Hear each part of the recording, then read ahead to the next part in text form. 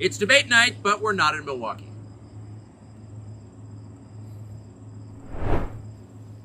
Mr. President, thanks for joining us. Thank you. Why aren't you at the Fox News debate tonight in Milwaukee? Well, you know, a lot of people have been asking me that, and many people said you shouldn't do them, but you see the polls have come out, and I'm leading by 50 and 60 points. And, you know, some of them are at 1 and 0 and 2. And I'm saying, do I sit there for an hour or 2 hours, whatever it's going to be, and get harassed by people that shouldn't even be running for president? Should I be doing that?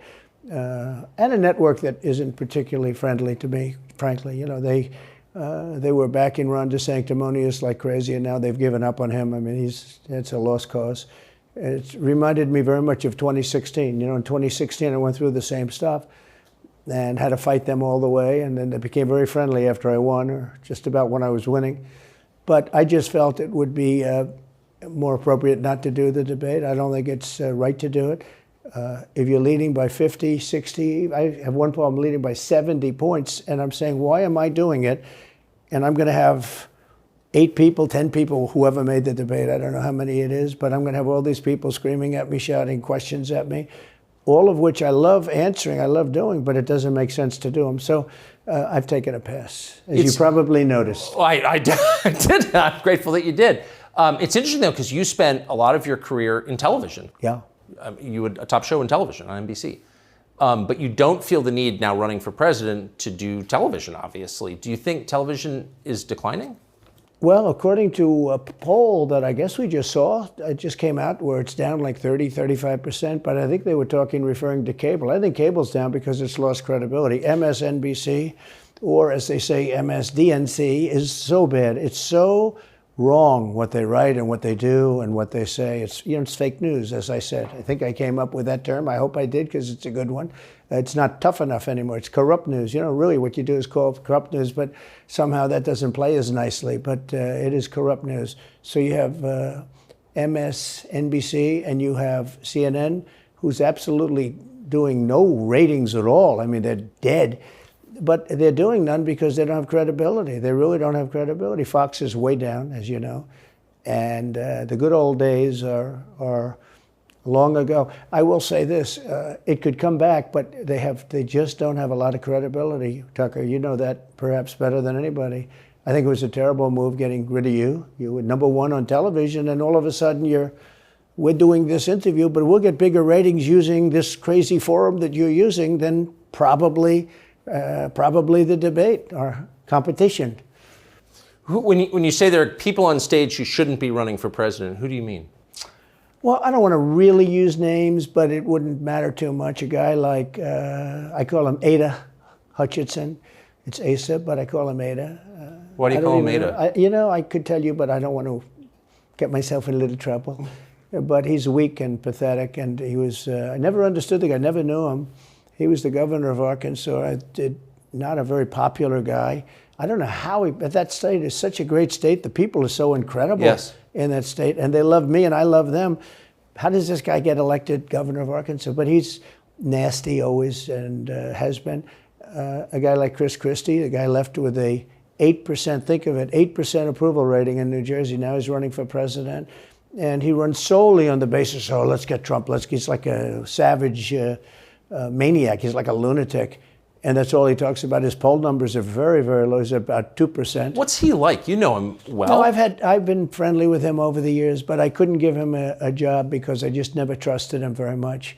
I was just never one of his people that really trusted him. I never gave him the job, and that's one of the reasons he feels so hurt and so betrayed. And I understand that. I really do. I understand it, but I never gave him. You know, he wanted to be different things. He was looking at different elements of the administration, and I decided I didn't want to do it. And now I'm glad I did, because you see, but you know, we had some great people. I had great people. We'll have even better people if we do this, because now I know Washington. Before I didn't know Washington. But guys like Bill Barr were terrible. I mean, they were, I would say, Bushies. I say that with respect to the Bush family, but they were Bushies, and it doesn't work out for us. It was clear, this is kind of far afield, but it was just interesting. I read Barr's account of his time. He wrote a book about it. Right. His autobiography. And in it, he lies about Jeffrey Epstein's death clearly lies.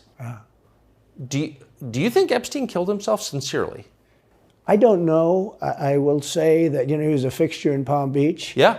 I don't know what Barr said about it either. I have no idea what he said. What did he say? He killed himself, probably? He said he killed himself and that they were going to do this investigation. They never did the investigation. It's never been public. Well, and they hid it. And why are they doing that? And clearly Barr knew. But why would Bill Barr be covering up the death of Jeffrey Epstein? Bill Barr didn't do an investigation on the election fraud either, okay? He said he did, and he pretended he did, but he didn't. McSwain, the U.S. attorney in Pennsylvania, Philadelphia, said Barr just wouldn't let him do it. It was crazy. Barr became so petrified, so frightened of being impeached. They were going to impeach him. I don't know if you remember it. Yeah. It's not a big moment in history. But they said, we're going to impeach. They play a much rougher game, the left, the lunatics. And they were going to impeach Bill Barr, and he was petrified. Now, how do you not get impeached? Don't do any of this stuff. But he didn't do the job there. I don't know what he did with Epstein, but possibly he didn't. Do you think it's possible that Epstein was killed? Oh, sure, it's possible. I mean, I don't really believe. I think he probably committed suicide. He had a life with, beautiful homes and beautiful everything, and he all of a sudden he's incarcerated and not doing very well. I would say that he did, but there are those people. There are many people. I think you're one of them, right? But a lot of people think that he was killed. He knew a lot on a lot of people. He was killed. You think so? I think the closer you look, I'm not a conspiracy person at all. I believe everything I hear.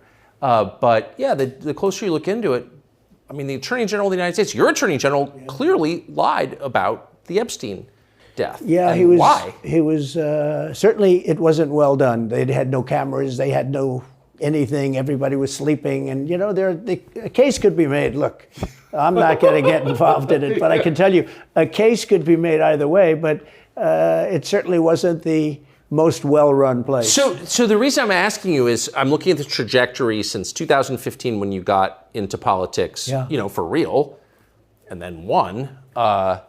It started with protests against you, massive protests, organized protests by the left, and then it moved to impeachment twice, right? And now indictment. I mean, the next stage is violence. Are you worried that they're going to try and kill you? Why wouldn't they try and kill you, honestly? They're savage animals. They are people that are sick, really sick. You have great people in the Democrat Party. You have great people that are Democrats. Most of the people in our country are fantastic, and I'm representing everybody. I'm not just Republicans or conservatives. Right. I represent everybody. I'm the president of everybody. But I've seen what they do. I've seen the lengths that they go to. When they make up the Russia, when that's exposed and they go down, and Barr should have gone after them, and other people should have gone after. And they did very late, because the Durham report came out. It was fairly good. It could have been a lot tougher, I guess, but it was fairly good. But it explained how corrupt it was. I'll tell you who did a great job was the Inspector General Horowitz. He did a phenomenal report. You didn't have to go to Durham. He did it on Comey and on, I guess, McCabe and some others, and it was a vicious, it was basically a true report, how bad they are. But these people are sick people. These are people that I think they hate our country. You want to know the truth. When you see open borders, when you see these policies that they have, and so many other things, it's so sad to see.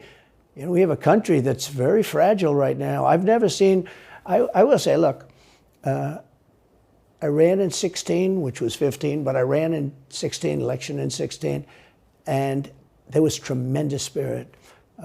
In 20, there was even more spirit. We got millions and millions more votes. It wasn't even a contest. People said, well, what'd you think of 20? I said, we did much better. We did. You got to base it on the number of votes. We got many more votes in 20 than we did in 16. But the election was rigged. It was a rigged election. And with COVID, they used COVID to cheat in a lot of different things, and we have so much on it. It's like so easy.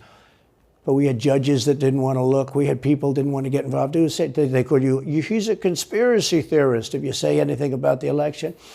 But I have never seen spirit like there is right now. Even coming down here, just the people on the road that are just absolutely going crazy.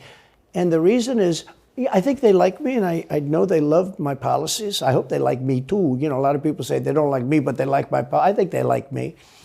But I have never seen spirit like it is right now. And the reason is because crooked Joe Biden is so bad. He's the worst president in the history of our country. I don't think he's going to make it to the gate, but you never know. But he's a corrupt person, so corrupt that I took the name off Hillary. I don't do two people at one time. I took the crooked Hillary and I retired the name. That was a good day for her. I bet she was very happy.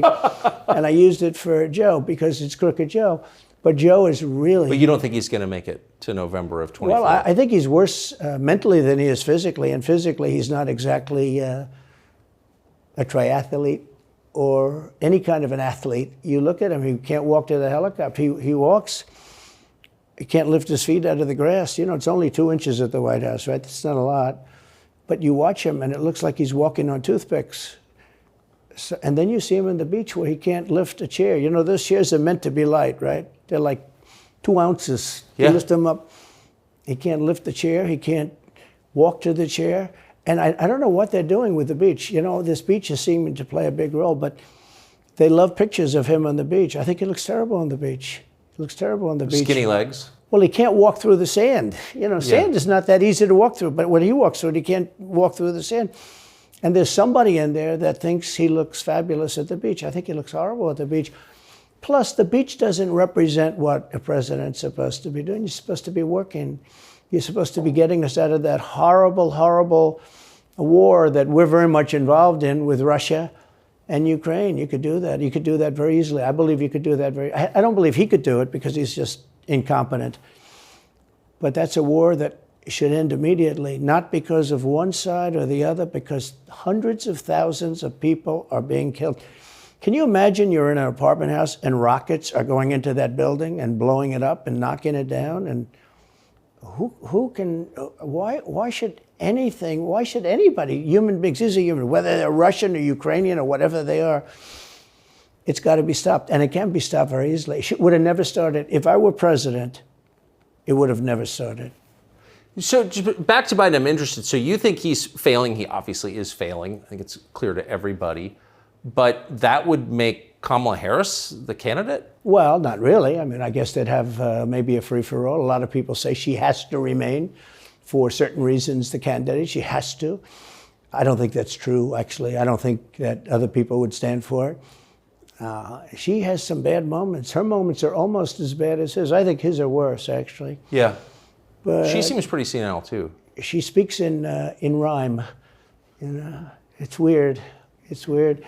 But she has bad moments. And in rhyme? What do you... Well, the way she talks, the bus will go here and then the bus will go there because that's what buses do. And it's weird. The whole thing is weird. This is not a president of the United States future. And I think they probably have some kind of a primary and other people will get involved. Newsom, right? Could be. I mean, I always got along well with him, believe it or not. But could be him, could be somebody else. He's got a big load on his shoulders because you look at California, what's happened. But I don't know if the American people really, the people that vote for him, I don't even know if they care. You look at so many of the things that are going on, and people don't seem to be, in the old days, if you had a bad record, it meant a lot. Today, if you have a bad record, it doesn't really mean anything. He looks good, he's a nice looking guy, speaks well. But Biden, every time you watch him talking, it's like he's walking on eggs. You're waiting for him to collapse. And he almost always does. And I got to know the leaders of all of the countries, essentially, but the big ones. And the bigger, the tougher the leader. It's like sort of, I guess maybe that's the way it's supposed to be. But I got to know President Xi of China and Putin and Kim Jong-un, North Korea. Did a great job with North Korea, kept us out of a nuclear war. We would have 40,000 dead soldiers right now. They'd drop a nuke right on top of the military base. But we have 40,000 soldiers over there. And I did great. I got along with him great. That's a positive. The press said, he said nice things about Kim Jong-un. I also said horrible things at the beginning. Horrible enough that he wanted to talk. And we talked and we met in Singapore. We met actually twice. And we had unbelievable meetings. I know him very well. We were in great shape with him. What do you think he and Xi and Putin think of Biden? I think they can't believe it. I think they probably say this is some kind of a system. They had great respect for our country. They respected me. They had great respect for our country when I was there. Every one of them. Look, if you go to North Korea, you take a look at what happened. You know, the Olympics was dead. South Korea spent billions on the Olympics. Nobody was going to go. They didn't want to get blown up. They called me and they said, we are going to let the Olympics proceed. This is North Korea. I said, you should go into the Olympics. Put your athletes in. It wasn't like, you know, they were big on athletes because, you know. Famine. But they went in and they actually participated. And within about 2 days, the entire thing was sold out. And if it wasn't me, that would have never happened. But I got along very well with him, and that's a positive thing. He does have massive nuclear power, by the way. And if Hillary would have gotten in, or if the Obama thought process continued, it would have been a nuclear war, absolutely, with North Korea. He was expecting to go into a war, and it would have been a nuclear war.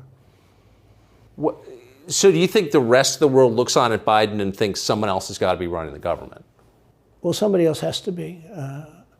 I don't think he's capable of doing anything. Look, when I debated him, I said, how come, and this was in front of probably not a friend of yours, Chris Wallace. He was the moderator. Not a friend. I said, why is it? He wants to be Mike, but he doesn't have the talent. It's one of those bitchy little man. He wanted to be his father, but he didn't have the talent of his father was great. He's a little fussy man. His father interviewed me in 60 Minutes. It was actually a 10. Can you believe it? No, I totally believe his father had talent, at least. I may have been the only guy that he gave a good 60 Minutes to. He was rough. Really? His father was tough. He was great, though. He was great at what he did. But Chris Wallace was so upset. He was guarding this guy who wouldn't do a show, by the way. You know, he wouldn't do. I figured I didn't mind Chris Wallace because Biden wouldn't do a show. And it was very obvious. You know, he kept asking him and asking, but he wouldn't do the show. So I figured he's got to like me. But he came from a different planet. But remember when I asked the question, why is it that the mayor of Moscow's wife is allowed to give you $3.5 million? Don't forget, that was brought up. Now it's brought up all the time, but that was brought up by me long before anyone ever heard of it. I said, the mayor of Moscow's wife giving you $3.5 million. What did you do to deserve $3.5 million? To Biden. And Chris Wallace said, this has nothing to do with the debate. I mean, he got in the way of the question. No, it was crazy. And I said, well, wait a minute. He got $3.5 million from the mayor of Moscow's wife. Now, people forget that, but if you go back and take a look, you will see. And Chris Wallace didn't want me to ask that question. I said, I think it's a very appropriate question. It turned out to be much more appropriate than people thought. Amazing. So do you have a preference in, assuming you're the Republican nominee and all goes as you plan it to go, do you have a preference in who you run against? In many ways, I'd love to run against him because his record's so bad. You know, it's still horrible when you look at inflation and everything else, but others also have very bad records. I mean, California's a bad record, so, you know, should it be Gavin or should it be somebody else? When I look at San Francisco, what's happened to that incredible city? That was one of the greatest cities in the world just a short while ago, and now it's very sad when you look at it. Los Angeles, every city practically, all the Democrat-run cities. You know, Republican-run cities are doing very nicely because they arrest people when you have crimes, and they don't go after political candidates because they think it's good. You know, I mean, it's like been amazing. My poll numbers are the highest I've ever had, but because people understand it. Can I just ask you, that gets back to my original question. So if the protest didn't work, you got elected anyway. Yeah. Impeachment didn't work twice, obviously. Indictment is not working. Your poll numbers go up. When they raided Mar-a-Lago in August of last year, your numbers went up. They can indict you 20 times and you're not gonna lose the Republican primary because of that. Well, so it makes it look even more ridiculous. I mean, the 4 indictments, and maybe there'll be more. I don't know. These people are crazy. But they're counterproductive. So if you chart it out, it's an escalation, is what I'm saying. Yeah. So what's next? After, you know, try to put you in prison for the rest of your life, that's not working. So, like, don't they have to kill you now? I think the people of our country don't get enough credit for how smart they are. And I'm not sure I would have said this 10 years ago, but they get it. You know, they really get it. When somebody gets indicted, your poll numbers go down. When somebody gets indicted, you announce, ladies and gentlemen, I'll be leaving to spend time with my family and to fight for the rest of my life on this stuff. But you're out of politics. I got indicted 4 times. All trivia, nonsense, bullshit. It's all bullshit. it's horrible when you look and you look at what they're doing. The boxes hoax, I'm covered by the Presidential Records Act. I'm allowed to do exactly that. He's not covered, and he's got 25 times the number of boxes, and he's got them stored in Chinatown. He's got them stored in a flimsy garage underneath his Corvette at Penn. And by the way, at Penn, he gets millions of dollars. China pays this guy millions of dollars. See, I think he's the most corrupt president we've ever had. And he also has the distinction of being the most incompetent. And I believe both. I mean, he's both incompetent and corrupt. So and who I is running the actually government? believe he's compromised because China knows so much about him. They know where the money comes from. They know where it is, who paid it, and they probably paid it. Well, they do pay Penn, and he gets $1 million. I think he takes $999,000 because, keeps it a little bit under $1 million, like by $1. But he, in many ways, is a Manchurian candidate. We have a Manchurian candidate, and he's afraid to tell Russia to get out of Cuba. He's afraid to tell China to get out of Cuba. He's afraid. China now is building, think of this, China is building military installations in Cuba. The Cuban population of Miami is not too happy because they're never going to be able to go back. And you don't even hear about it. And the worst culprit is the press, the media, because normally, when I first heard that China's building installations in Cuba, and installations means military installations, okay, they said just some communication. They did that on the islands with Japan. They took the island, they started this massive construction, and they told everybody, including the Japanese have to be very careful. They told everybody that this is a housing development. They're going to build a housing development. And I said, how come the runway is 20,000 feet long? Private jets need 4,000 feet. They don't need 20,000 feet. The big ones need 20,000 feet. They don't even need 20. And I looked at the runway. I said, that's the largest runway ever built, both in width and length, for housing development. There's nobody that has a plane that big that you would have a runway that's Why that's is for China testing. allowed to conduct imperialism in our hemisphere? Well, yeah, and it's far beyond Cuba. It's all over South America. Yeah, in the Caribbean. So we built a thing called the Panama Canal. We lost 35,000 people to the mosquito, malaria. Yeah. We lost 35,000 people building. We lost 35,000 people because of the mosquito. Vicious. They had to build under nets. It was one of the true great wonders of the world. As he said, one of the 9 wonders of the world. No, it was one of the 7. It happened a little while ago, It says 9 wonders of the world. You could make 9 wonders. He would have been better off if he stuck with the 9 and just said, yeah, I think it's 9. But this is one of the true 7 wonders of the world. And you take a look at the Panama Canal. It was such an incredible engineering marvel. We sold it under Jimmy Carter. We sold it to Panama for $1. The following day, they quadrupled the amount of money that ships had to pay to get across. They didn't lose one ship. And now they've made it much bigger, and now they've widened it. They've doubled it, right? They've more than doubled it. And it's one of the most profitable things. Any time it's just incredible, right? We gave it away for $1. China now controls it. They actually control the Panama Canal. They run it, they control it. And we shouldn't let that happen. And we can't let China be in Cuba. And they'll get out. If I'm president, they'll get out. Because I had a very good relationship with President Xi, but he respected this country, he respected me. And he'll get out. And we can't let them run the Panama Canal. We built the Panama Canal. Should have never been given to Panama. We should have had it. But we gave it for $1. Think of it. They quadrupled. In one day, they lifted the fees, which are, pretty big, for these massive ships to go through, right? Rather than going around the Cape and through all the tremendous storms, such beauty, it's beautiful stuff. But you didn't want to get caught in those storms. Those were storms that wiped out the biggest ships. And we go through the Panama Canal, we built it, and we gave it away for $1. Think of that, how stupid are we? We have done the stupidest things in this country. And now we have a president that can't put 2 sentences together, can't speak, can't walk, can't talk. I don't think he gets to the starting gate, but these people do miracles. I mean, he ran out of his basement, and you got away with that one because of COVID, so he sort of got away with it.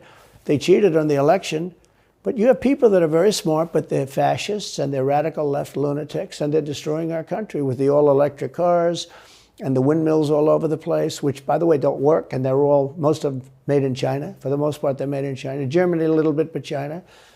But you look at what's happening to our country, even no voter ID. I mean, why don't they want voter ID? There's only one reason they don't want voter ID, because they want to cheat. I mean, who doesn't want, the Democrat convention, the last one, they had voter ID that was this big. It looked like a prison card, this big on their chest. You walked in, they had your picture, your this, your fingerprint. They had everything. The most incredible voter ID I've ever seen. That was to get into the Democrat National Convention. But to get in to vote, if you buy groceries, if you buy practically anything now, you have ID on a card. Credit cards or otherwise. But don't you think it's racist to have to show your ID? Well, they probably say that. They use anything not to show ID, because voter ID is pretty simple. And we could go back, and we should go back to all paper ballots, voter ID, same-day voting. France did it. France had mail-in ballots, and it was terrible. Anytime you have mail-in ballots, you're going to have massive cheating on your elections. Anytime, but not just the presidential election. Anytime you have... Isn't that the whole point of them? Yeah. So you can cheat? Oh, yeah, sure. It's their whole point. That's their whole point. They want to cheat. Yeah.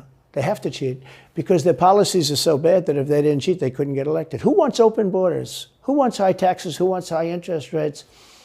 Who wants to not be able to use a gas stove or have to drive an electric car, which, you have a 4-hour drive, but the car only goes an hour and a half, so you have to charge it. The happiest moment for somebody in an electric car is the first 10 minutes. In other words, you get it charged, and now for 10 minutes. The unhappiest part is the next hour, because you're petrified that you're not going to be found another charger.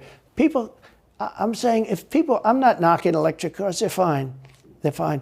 But if people want to buy a gasoline car or a hybrid, hybrids are pretty good, actually, but they should be allowed to buy. They don't want to do any of this. So right now, California's in a big brownout, because their grid is a disaster. The grid all over the country is sort of a disaster, but the grid in California. And yet, they want to have in a very short period of time millions and millions of cars going off that grid, essentially. It doesn't work. So plug your car into a grid that's failing. You should be able to buy an electric car. Electric cars could be fine if you drive short distances and you want to have, whatever, and you have plug-ins everywhere you go. They could be fine. But you got to have gasoline cars. You got to have everything. Let people buy everything. Now the new thing is your heating systems in the house. They don't want you to have a modern day heating system. They want you to use a heating system that will cost you at least $10,000 to buy and won't work very well. None of the stuff works as well. One of the things I did with EPA is you have states, many states, most of the states have so much water. It comes out of heaven, right? The water pours down and you have it. It's there. It's got to go wherever it goes, into the oceans, whatever. It's not like a big problem. Now, in some states, they have a problem. You have some desert areas and all, and for that, it's okay. But they have sinks where no water comes out. You turn it on, no water comes out. No water comes out of the shower. No water is allowed to go into the washing machine for your dishes or for your clothing or what. And I avoided all of that. Wait, they have sinks where no water comes out? Sure, you have restrictors. When I say no water, very little water. You want to wash your hands, right? Yeah. And you've seen this. And you turn on the sink and it's very little. Or you want to wash your beautiful hair, right? And you're standing under a shower. Then the suds never go. The water comes out very slowly. I'm sure you've seen this. It usually takes place in new hotels and new homes. Yeah, you take a drill and take the they have limiter out. Well, you can, but now they make it so you can't do that so easily. They have a restrictor. It's called a restrictor, and it restricts the water from coming out. So I ended all of that, and you have to see these. They let the water come out. You know what people do? They wash their hands like 5 times longer, or in the washing machine, they'll press for their. Let's say the dishwasher, they'll press it, then they'll press it about 7 or 8 times. Yeah. They'll end up using more water, and it still won't be very good. I met with the head of Whirlpool. They were practically going out of business during my administration, and they said to me, from Ohio, incredible, great state, I love Ohio, and they were really doing badly because people were dumping washing machines all over, mostly from South Korea, but also from China. And he was explaining it's just a terrible situation. I said, let me ask you, how's the quality? He says, we're better, but they are good enough quality. But, of course he's going to say that, but, they are better. He said, but they don't allow us. They're dumping these machines. They're cutting us in half. They're killing us. And on top of it, the government won't let us use water in our machines. I mean, he shows me like a quarter of a bottle of water. That's supposed to be washing clothing. And I freed it all up, and I put tariffs on these countries that were selling and the machines coming into the country. And that company went from all the washing machine companies, they make washing machines, they make dryers, they make all of the different machines that do this kind of work, including dishwashers. And they went from a disaster area to being just thriving. But can I ask, they love me in that part of Ohio. Well, I bet they do, but why should EPA, no one at EPA was elected by anybody, yeah. Why do they have the power to decide how much water your washing machine uses? Shouldn't Congress in a democracy get to vote on that? Yeah, you could say that. They do things that are not very... So how do you, that's my question, how do you, if you get elected again, go back to Washington, how do you keep the agencies under control? How do you keep FBI and CIA specifically under control? The way you do it, like I fired Comey, that was a big deal. A lot of people said, and I fired him very early. Somebody said, oh, I wish you would have fired him. There was a real question about firing him anyway. You understand, because, when they have a 10-year term, there is a question. I fired Comey. That was a great thing. If I didn't fire Comey, maybe I wouldn't be talking to you, or I'd be talking to you about real estate or something else other than politics, right? That was a coup, in my opinion. That was a very sick deal. That was the insurance policy. You remember the insurance policy? Oh, she's going to win, darling. She's going to win. But just in case she doesn't, we have an insurance policy. And insurance policy was what they were doing. And we caught them with that. That was a very important tweet or whatever it was, text. It was a big deal. That was a big deal. The insurance policy. She's going to win 100 million to 1. That's not good odds. At least they gave me one, right? 100 million to 1. But just in case she doesn't win, we have an insurance policy. And everybody said, that's strange.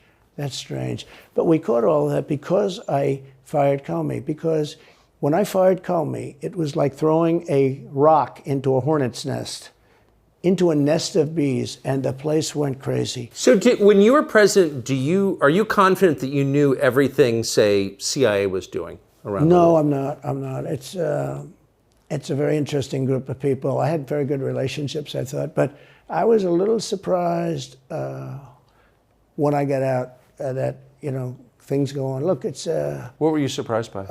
I was surprised. I think it's some of the people. I was surprised that there was... I had a group of people. Look, we killed many, using the CIA, I have to say this, very bad actors. We were very good at it.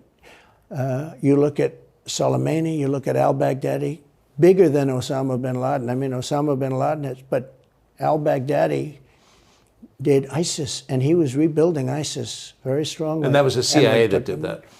That was really us that did that. Yeah. That was really us that did that. And Soleimani was us that did that, not so much CIA. But we did some very good work with the CIA. But I started, when I looked at the 51 intelligence agents saying that was the laptop from hell was Russia disinformation, when I took a look at that, I said, that's a horrible thing. They knew it wasn't. They knew it was not.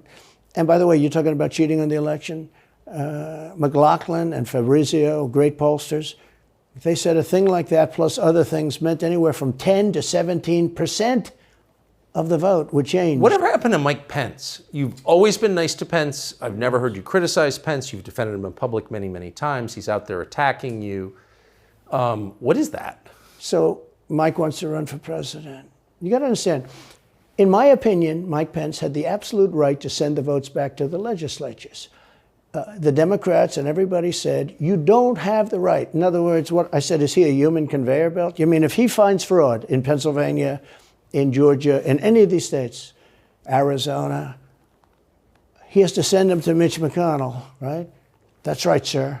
Well, if he finds fraud, he has to? Yes, sir. I said, so he's a conveyor belt. Boom, put him in. I said, I don't agree with that. And we had some lawyers, not all, we had some lawyers that said, no, you do have the right to send them back to the legislatures to be rechecked. Because if you looked at what went on in Wisconsin, who, by the way, now agree with me, Wisconsin has been virtually, other than the fact they're not allowed to do anything statutorily. But Wisconsin has been, I mean, what they found is incredible. I mean, we won Wisconsin. But Mike Pence had the right, in my opinion, to send him back. Do you ever talk to him now? No, I haven't spoken to him in a long time. I was very disappointed in him. I didn't want to do what Thomas Jefferson did. Thomas Jefferson, it was Georgia.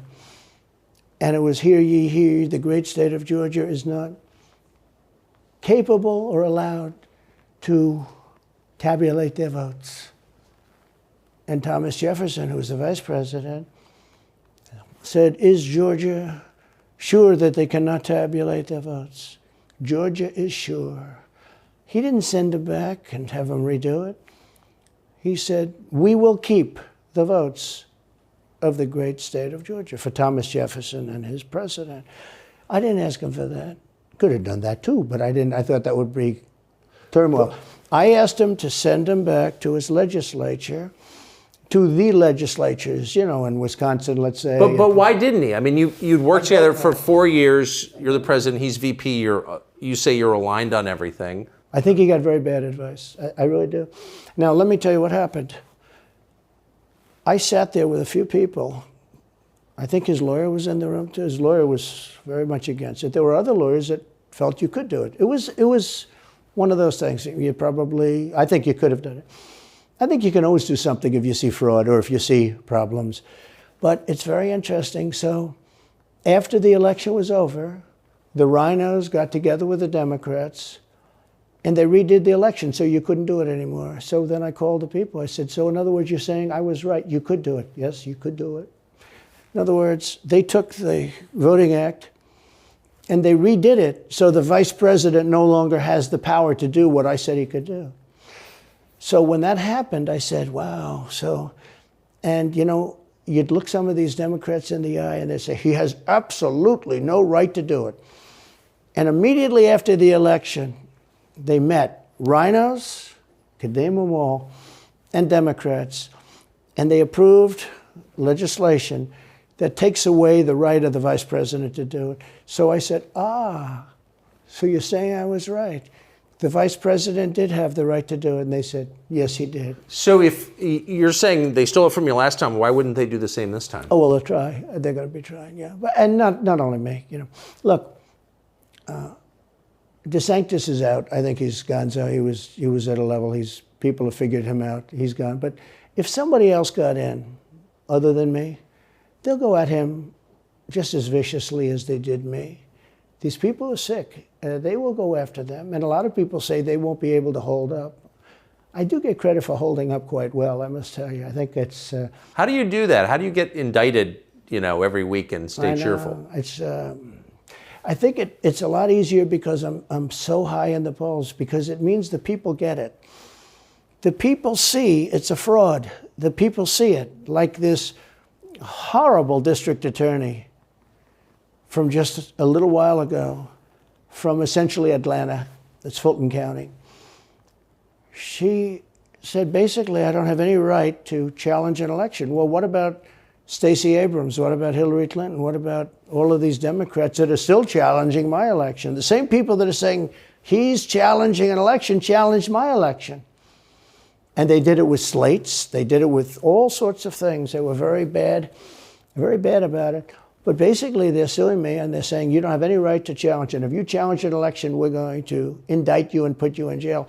So what they're doing is they've weaponized, and don't kid yourself, the DOJ and Biden and the whole group, they're watching all of this stuff. They love the local stuff. You know, the DA in Manhattan. Not only that, they put one of the DOJ top people into the Manhattan DA's office to run things. They don't even have a case against me. It's not even a case. Everyone says, even the Democrats say, you can't bring these cases. You have no case. The Attorney General or the District Attorney, Fannie Willis, in Atlanta, she's getting killed. Basically, she's saying Trump doesn't have the right to criticize an election. But you've been around long enough now. You've seen many elections criticized. I mean, Hillary Clinton goes crazy. Every time she talks, she says, he's not the president. Jimmy Carter said, he's not the president. Well, I am the president. Hillary Clinton called me, by the way, at 3:02 in the morning to congratulate me the night of the election. Did her voice crack? Well, her voice was, it's very different, I will say. I won't get into that. But What do you mean? her voice was very different. Don't forget, they were all celebrating at 5 o'clock in the afternoon. And I came home and I said, I think we won. I felt we won because the rallies are so big. We'd go to Wisconsin and we'd go to Georgia. We'd go to different states. In Michigan, we'd have rallies. In Pennsylvania, we had 58,000 people in Butler. And I said, how are we losing this? How do you have a rally where you have from 50 to 100,000 people, many of them? I did 7 a day for a couple of days. That's a lot. That's a lot. These are big rallies, too. And I didn't hold back. I didn't say, let's make them let's do abbreviations, right? But they challenged the stuff. Yeah. Hillary called me up and conceded. Now, the word is that Obama said you have to do that. But she called up and totally conceded. But now, every time you see her on television, she's saying, she's challenging the election. Do you think... So that would mean that she should be indicted, but that would mean also that Stacey Abrams in Georgia should be indicted because she still thinks she won the election for governor. She still thinks that. She's never recanted. And do you think Stacey Abrams will be indicted for that? No, of course not. She won't be. The Democrats don't get indicted for things like that. They don't get impeached.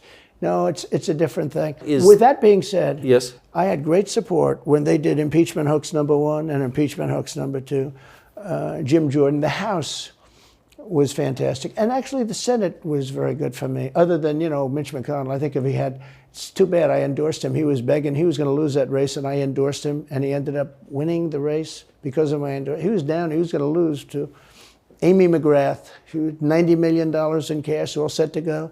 She was leading by 3, he was going down. I did him a favor, and then 3-4 months later, he really wanted to impeach me. He's a bad guy. But if you look at what's going on politically, it's so interesting. The level of loyalty is different in politics than it is in normal life, I will say. With that being said, I've had great loyalty also. But the House was fantastic. The Senate was very good. They overrode Mitch McConnell. Mitch McConnell, in my opinion, was trying to get senators to impeach me, especially for the second one. And on the first one, he acted very, very slow. He should have gone much faster. But Mitch McConnell wanted to, and the senators went up to him, guys that are subservient to him because he gives money. He gives them money. He gives them a lot of money. He raises some money and he gives it to them, and therefore they do what he said. That's the only form of leadership he's got. So last question. If you're elected president again, what's your number one priority? When you ran last time, you said, I will build a wall. This time, your bottom line top promise to the country. So you can do numerous things at the same time. Of course. But let's say number one is a border and taking hundreds of thousands of criminals that have been allowed into our country and getting them out and bringing them back to their country, Guatemala. By the way, not only the 4 countries that we think of as neighbors, all over the world. Last month, we had 149 countries represented. Think of it. We had 149 countries represented, Tucker, from places that many people never even heard of, coming into our country. And they're coming in from mental institutions, and they're coming in from prisons. They're emptying out their prisons all over South America. They're emptying out their mental institutions. Terrorists are pouring into our country. We have no idea. I had the strongest border in the history of our country, and I built almost 500 miles of wall. They like to say, oh, was it less? No. I built 500 miles. In fact, if you check with the authorities on the border, we built almost 500 miles of wall. And I had another 200 that I was going to build. It's like water, it seeks. And we're going to build another 200. We built it. It was all set to go. All they had to do was install it. It would have taken 3 weeks. And that's when I found out. I said, I think these people actually want open borders. The first thing I would do would be I would seal up the border good and tight, except for people that want to come in legally. Do you think we're moving towards civil war? There's tremendous passion and there's tremendous love. January 6th was a very interesting day because they don't report it properly. I believe it was the largest crowd I've ever spoken before. And some of the crowds I've spoken before. And like July 4th on the Mall. I think they had 1 million people there. But I think that the biggest crowd I've ever spoken before was on January 6th, and people that were in that crowd, a very, very small group of people, and we said patriotically and peacefully and patriotically, right? Nobody ever says that. Go peacefully and patriotically. But people that were in that crowd that day, very small group of people, went down there, and then there are a lot of scenarios that we can talk about. But people in that crowd said it was the most beautiful day they've ever experienced. There was love in that crowd. There was love and unity. I have never seen such spirit and such passion and such love. And I've also never seen simultaneously and from the same people such hatred of what they've done to our country. So do you think it's possible that there's open conflict? We seem to be moving towards something. I don't know, because I don't know what it, I can say this. There's a level of passion that I've never seen. There's a level of hatred that I've never seen, and that's probably a bad combination. Donald Trump, thank you. Thank you very much. Very much. Thank you. That is a bad combination, by the way. Bad combination. Thank you.